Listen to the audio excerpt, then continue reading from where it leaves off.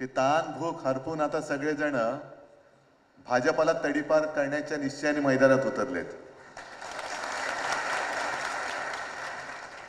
कालची सभा पाहिली का? आज माझ्यावरती टीका झाली, कारण मी माझ्या भाषणाची सुरुवात, जसं आता तुम्ही माझे कुटुंबीय आहात, मी काय सुरुवात केली, कुटुंबातील माझ्या बांधवांनो, भगिनींनो, मातांनो।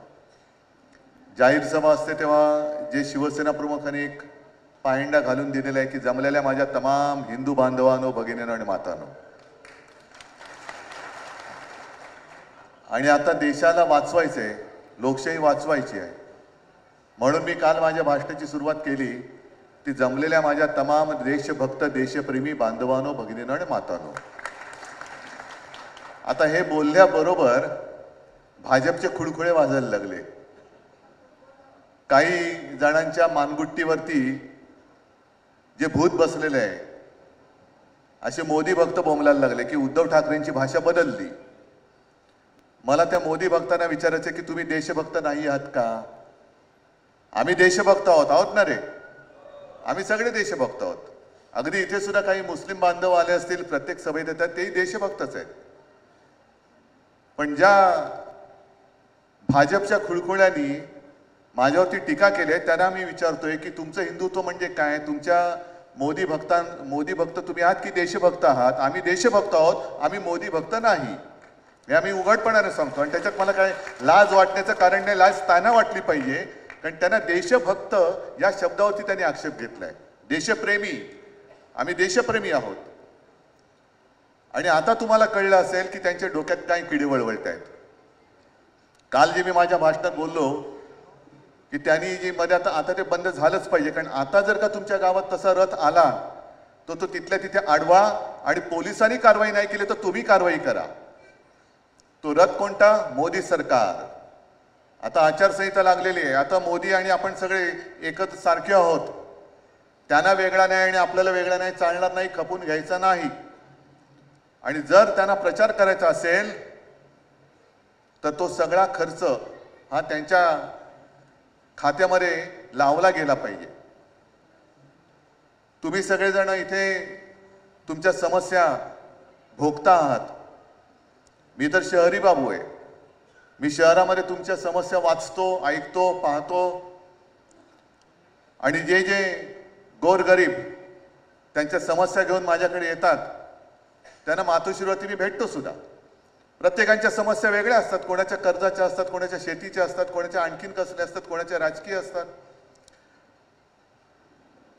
पण त्या समस्या मी बघून नुसता घरी नाही बसलो, मी संपूर्ण राज्यभर फिरतोय। आणि आज निवडणुका आता जाहीर झाल्यानंतर आपली जाहीर सभा सुरू होतील, पण त्या सुरू होण्यापूर्वी मी असं म्हटलं की संपूर्ण महाराष्ट्र मला कुटुंबातील एक सदस्य मानतो। मानतात ना रे? मग माझ्या कुटुंबाशी मला बोललं पाहिजे की काय करताय तुम्ही, आणि तुम्हाला विचारलं पाहिजे जे मी करतोय ते तुम्हाला पटते की नाही पटत। पटतंय ना? ही लढाई आहे, ती नुसती लढाईची नाही, ही जिंकायची आहे। आणि विशेषतः हिंगोली मतदारसंघ आणि बाजूचा परभणी, तरी परभणीचं आपल्या संजय जाधवचं कौतुक आहे की त्यांना सुद्धा प्रलोभनं दाखवली असतीलच, खोक्यांचे ऑफर झाले असतील, पण तो आपलं मूळ आणि शिवसेना आई, त्या आईशी त्यांनी गद्दारी नाही केली। आणि मला आठवते की अगदी सुरुवातीच्या काळात, म्हणजे 96 वगैरे साल असेल, जेव्हा पहिल्या प्रथम शिवसेना ताकदीने लोकसभा लढवायला लागली, लोकसभा मतदारसंघ मागायचे कोणते? आपण परभणी घेतला, हिंगोली घेतला, संभाजीनगर घेतला, मुंबईचे काही घेतले होते। हिंगोली, परभणी कसं होणार? पण दोन्ही मतदारसंघ, परभणी काय आणि हिंगोली काय, प्रचंड बहुमताने निवडून दिले होते अगदी पहिल्याच फटक्यामध्ये। नंतर थोडंसं काय झालं, दोन्ही मतदारसंघाला एक नाही म्हटलं तर निवडून आलेल्या खासदाराची परंपरा लाभली, आणि ते गेले तरी सुद्धा परभणीकर आणि हिंगोलीकर हे शिवसेनेच्या झेंड्याखाली राहिले। आज परभणीची ती परंपरा संजय जाधवनी मोडलेली आहे, आणि बाजूला सुभाष बसलेले आहेत वानखेडे, ते पण खासदार होते, थोडे दिवस गेले होते, पण सुभाष तुमचं मी अभिनंदन एवढ्यासाठी करतो कारण तुम्ही बघितलं इथलं प्रेम आणि तिथलं भाडोत्री प्रेम याच्यात जमीन आसमानाचा फरक आहे. ते जे तिथे गेले ते संपले. म्हणजे अगदी हळद प्रक्रिया प्रकल्प मी मंजूर केला, होय मी अभिमानाने सांगतो मीच मंजूर केला तो. पण काही जणांना असं वाटतं की त्यांनी केला, असं अर्ध्या हळकुंडाने पिवळे होणारी लोक ते तिकडे गेले. बघा लावतात का हळद परत लोक तुम्हाला. गद्दारी गद्दारी किती करायची, सगळं काही दिलं, आमदार केलं, खासदार केलं, काही जणांना मंत्रीपद दिली, तरी सुद्धा यांची भूकच शमत नाही. इथल्या पालकमंत्र्याचा उल्लेख केला, मी म्हटलं कोण आहे रे बाबा पालकमंत्री, तर तो पालकमंत्री ज्यांनी सुप्रिया सुळेला शिवी दिली होती. अशी लोक हे बाजूला ठेवतात आणि म्हणे आम्ही हिंदुत्ववादी. आम्ही छत्रपती शिवाजी महाराजांचं नाव घेतो आणि महाराजांनी जे आम्हाला शिकवलं की परस्त्री असते ती माते समान, महिलांचा आदर करायचा, आणि बिंदास शिवी देत आहेत तरी सुद्धा बाजूला मांडीला मांडी लावून मंत्रिमंडळात बसतायत. लाज नाही, लज्जा नाही, शरम नाही, तरी देखील शिवसेनेचं नाव घेताय. आणि नालायकाने शिवसेना तुम्हाला कळलेलीच नाहीये, कळलेलीच नाहीये. शिवसेना हा एक निखार आहे, हे एरागबाळचं काम नाहीये. मी अनेकदा सांगितलेलं आहे की आपलं धनुष्यबाण त्यांनी चोरलं. आज चोराच्या हातामध्ये धनुष्यबाण आहे. आणि मला खात्री आहे, मला विश्वास आहे की सत्ताधारी म्हणजे काही न्यायमूर्ती नाहीयेत. न्यायमूर्तींचं एक वेगळं स्थान आहे आणि आपल्याला आता सर्वोच्च न्यायालयाकडनं न्यायाची अपेक्षा आहे. गेल्या आठवड्यामध्ये सर्वोच्च न्यायालयाने राष्ट्रवादीच्या बाबतीमध्ये जो एक निर्णय दिलाय की तुम्ही जर वेगळे झालायत, अरे जो माणूस शरद पवारांसारखा माणूस आज आहे, पूर्ण राज्य पिंजून काढतोय, त्यांनी स्थापन केलेला पक्ष, त्याच्या पक्षाचं नाव चोरता आणि त्याचा फोटोही चोरता. म्हणजे एवढी बेशरम अवलाद या महाराष्ट्रामध्ये कधी पैदा झाली होती असं मला नाही वाटत. हे बेशरम लोक आहेत. आणि संजय तुम्ही जे बोललात की काही जणांना अभिमान कसला असतो की आम्ही 2 पक्ष फोडून पुन्हा आलो. अरे घर फोडे तुम्ही, यांना घरफोडीचं एक अधिकृत लायसन्स देऊन टाका आता, घरफोडे म्हणून. हे घरफोडे. आणि तुमचं जे काय चिन्ह असेल ना ते कमळ नाहीये, ते हातोडे बितोडे असे काहीतरी काय घरफोडे करणार. सगळ्यांची घरं तुम्ही फोडताय, पक्ष तुम्ही फोडताय. तुमच्या पक्षामध्ये ना नेते तयार झाले, नेत्यांचा आदर्श सोडाच, पण आदर्शवाले नेते त्यांनी घेतले.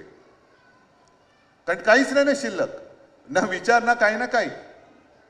आणि महत्वाचा मुद्दा काय की आज तुम्ही सगळे शेतकरी, आता प्रत्येक सभेत ग्रामीण भागात शेतकरी येतातच, इकडे सुद्धा काही शेतकरी आले असतील, आलेत ना. मग माझे प्रश्न तेच आहेत, तुम्हाला पीक विमा मिळाला का, तुम्हाला आपत्कालीन मदत मिळाली का, तुम्हाला प्रधानमंत्री काय स्वनिधी योजना मिळाली का, नाही. पण त्याच्यावरती बोलायचं नाही, कारण ते प्रश्न विचारले तर त्यांच्याकडे उत्तरच नाहीये. मग काय करायचं, दे लावून धर्माधर्मामध्ये मारामारी. मग दुसरंच काहीतरी कायदे आणायचे, काही वाटेल ते करायचं. आता सुद्धा एवढा मोठा हातोडा त्या निवडणूक रोख्यांचा त्यांच्या डोक्यात पडलाय, पण निर्लज्जम सरासुकी. म्हणजे ही अधिकृत शासकीय यंत्रणा वापरून खंडण्या गोळ्या करणारी ही टोळी झाली भारतीय जनता पक्ष. म्हणजे तुम्ही आमचे फोटो, म्हणजे माझ्या वडिलांचा फोटो लावण्यापेक्षा त्या ईडी, सीबीआय आणि इन्कम टॅक्स वाल्यांचे फोटो दाखवा. सगळ्यांच्या पाठी ईडी लावतायत, इन्कम टॅक्स लावतायत, सीबीआय लावतायत, आणि आम्ही जगातले मोठे पक्ष. कारण माझं तर मी प्रत्येक वेळेला आव्हान देतो, सगळ्या सरकारी यंत्रणा बाजूला करा आणि निवडणूक घेऊन दाखवा, बघा लोक काय करतात तुमचं.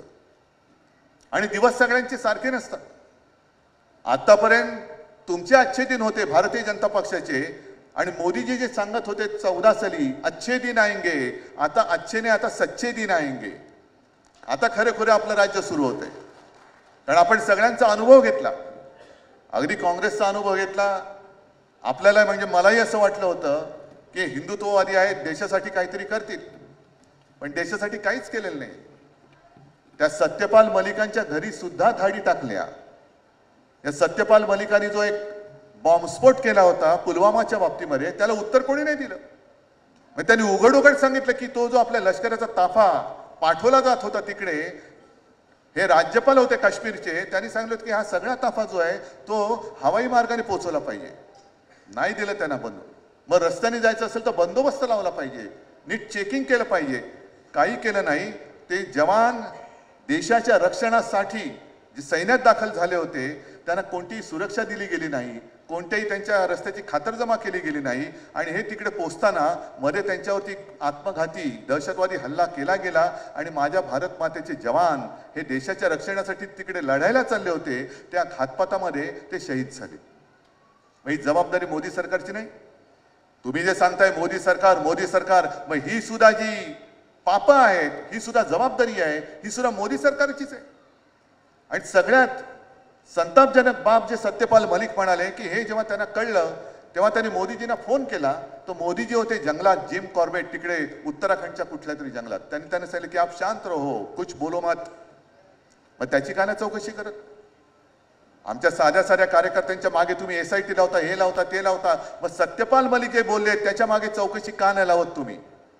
मलिकांच्या घरी तुम्ही पाठवताय, पण ते जे बोलले की यांनी माझ्या देशाच्या जवानांचा घात केलाय तरी सुद्धा आम्ही विसरून जायचं आणि मग उगाच काय ते धर्मावरून मारामाऱ्या करत बसायचं, निवडणूक रोख्यावरनं देश लुटायचा, महाराष्ट्र लुटायचा. शेतकरी तुमचं उत्पन्न आम्ही दुप्पट करणार होतो, झालं दुप्पट. आणि तुमचा उत्पन्न खर्च किती झाला? बियाणं मिळतात तुम्हाला, बोगस बियाणं मिळतात ना, त्याचा खर्च किती आहे? शेतीमालाला हमी भाव मिळत नाहीये, चांगलं बियाणं मिळत नाहीये, खतांच्या किमती वाढल्या, म्हणजे उत्पन्नाचा खर्च वाढलाय, तो दुप्पट तिप्पट झाला. पण म्हणजे लागवडीचा खर्च वाढला पण उत्पन्न जे व्हायला पाहिजे होतं ते नाही वाढत आहे. या सगळ्या ज्या गोष्टी आहेत, एक बरं आहे की आता थोडीशी निवडणूक आपल्याला एक अवधी मिळालेला आहे, थोडा अवधी आहे. मी कुटुंबाशी बोलताना तुम्हाला सगळ्यांना सांगतोय की जिंकणार तर आपण नक्कीच. कारण काल मी जो एक नारा दिलाय की अबकी बार भाजपा तडीपार, हा नारा गावागावात घुमला पाहिजे. जसं 50 खोकेचा नारा घुमला त्याच्याबरोबर हा नारा घुमला पाहिजे. नुसतं जाऊन प्रचार करणं, मी प्रचार सभेला पुन्हा येणारच आहे, पण तुम्ही सगळे जे कुटुंबीय आहात त्यांनी या मोदी सरकारच्या ज्या काही थापा आहेत गेल्या 10 वर्षातल्या, ह्या गाव वाड्या वस्त्या पाड्यांमध्ये जा, बांधावरती जा आणि तिथल्या महिलांना समजून सांगा की बघा कसं फसवलं जातंय. शेतकऱ्याला सांगा बसा कसं आपण फसवलं गेले. सगळ्या युवकांना सांगा कसे तुम्ही फसवले गेलाय. आणि याचा एकदा हा खोटेपणाचा बुरका फाडला. मला नाही वाटत मोदीजी काल म्हणालेत की विरोधक 2029 मध्ये अडकलेत, म्हणजे त्याला 24 ते जिंकले असंच वाटतंय, पण 2029 मध्ये विरोधक अडकलेत. आम्ही 2047 साली पण येणार आहोत. मोदीजी तुमच्या खोटेपणाचा बुरका फाटलेला आहे. तुम्ही 2047 तर सोडाच, 5047 पर्यंत भाजपा पुणे या देशात सत्तेवरती नाही येणार. एवढे 100, 200, 300, 500 वर्ष यापुढे या देशात भाजप नावाची जी कीड लागलेली आहे ती आपल्या देशात आणि खास करून या महाराष्ट्रामध्ये पुन्हा वळवळणार नाही. आणि ती जबाबदारी मी तुमच्यावर टाकतोय. हा मतदारसंघ शिवसेनेचा बालेकिल्ला आहेच, कोणत्याही परिस्थितीत तो आम्ही जिंकणारच. पण केवळ बालेकिल्ला आहे म्हणून आम्ही काही नाही केलं तरी जिंकणार या भ्रमात न राहता या वेळेला जो उमेदवार आम्ही देऊ, शिवसेना देईल, तो उमेदवार समोर कोणी उभा राहिला, गद्दार तर राहिलाच पाहिजे. माझ्या मते गद्दाराने राहावंच उभं. त्याच्या 4 मुंड्या चित अगदी डिपॉझिट जप्त करून शिवसेनेचा आणि महाविकास आघाडीचा आपला खासदार निवडून आल्याशिवाय राहणार नाही ही खात्री मला वाटते. उन्हाचं एवढं तुम्ही थांबलात, गरमी सुद्धा खूप होते, त्याच्यामुळे जास्त काही मी तुम्हाला ताटकळून ठेवत नाही. पण तुम्ही सगळेजण माझ्या बरोबरीने देशाच्या लढाईसाठी मैदानात उतरल्यात, त्याच्याबद्दल तुम्हाला खास धन्यवाद देतो. सगळ्यांना शुभेच्छा देतो. जय हिंद, जय महाराष्ट्र.